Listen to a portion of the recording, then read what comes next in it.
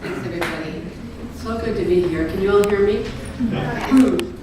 Maria Gillen is a light bearer of the First Order and a spiritual warrior. And, you know, Mark and I were saying on the way here, she's just, and you guys know this, but she's such an extraordinary force for life in this world, Maria. It's always such a privilege to be in the same room as you.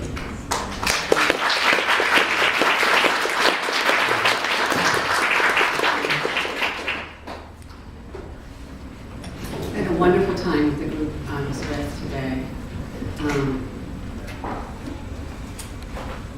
And I want to thank them for their company. It was great. And I love to be with Mark. All the time, whenever, wherever. Wherever we go. As long as we do it together.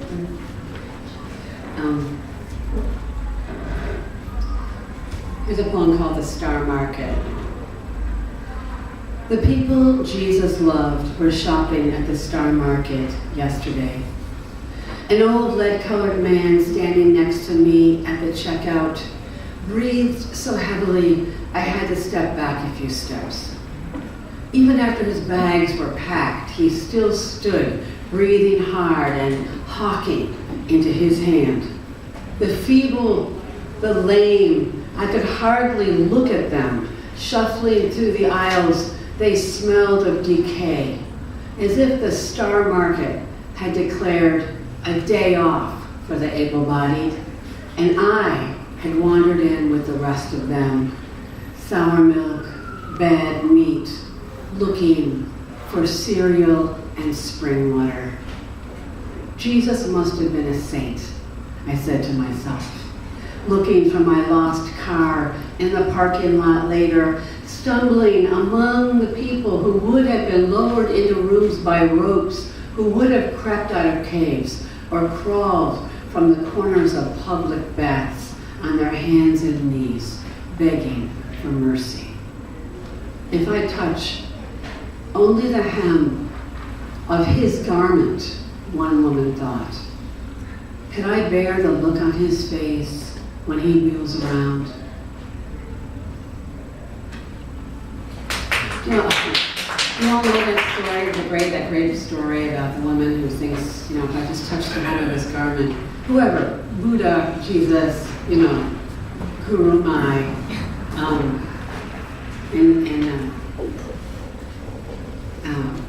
The Reverend Al Green has a great sermon about that. Has anyone ever seen that movie about the Reverend Al Green? Remember Al Green? Let's just stay together. Loving you ever. Well, get it from Netflix. The Reverend Al Green. It's a documentary about him. And he was one of those people who got, you know, hit in the face with a plate of hot bricks, you know, and his life changed, you know. Went from being an addict to being a preacher.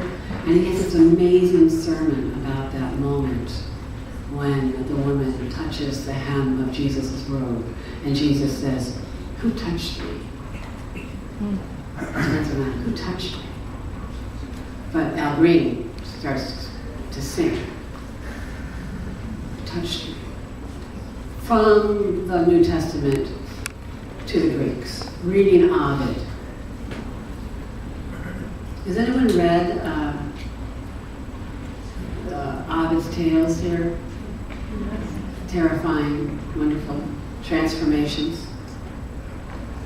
The thing about those Greeks and Romans is that, at least mythologically, they could get mad. If the man broke your heart, if he fucked your sister speechless, then real true hell broke loose. You know that stew you just ate for dinner, honey? It was your son. That's Ovid for you.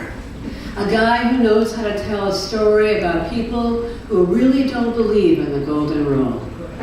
Sometimes I fantasize saying to the man I married, you know that hamburger you just gobbled down with relish and mustard? It was your truck. If only to watch understanding take his face like the swan god took the girl. But rage makes for more rage. Nothing to do then but run. And because rage is a story that has no ending, we both have to transform into birds or fish, constellations, forever fixed in the starry heavens, forever separated, forever attached. Remember the story of Athens and Sparta? That boy held a fox under his cloak and didn't flinch. A cab driver told me the part I couldn't remember this morning. In Sparta, he said, it was permissible to steal, but not to get caught. The fox bit and scratched. The kid didn't talk, and he was a hero. Do unto others as you would have them do unto you, Jesus said. He said, the kingdom of heaven is within you. And the spiked wheel plowed through the living centuries, minute by minute, soul by soul, plows still. That's the good news and the bad news, isn't it?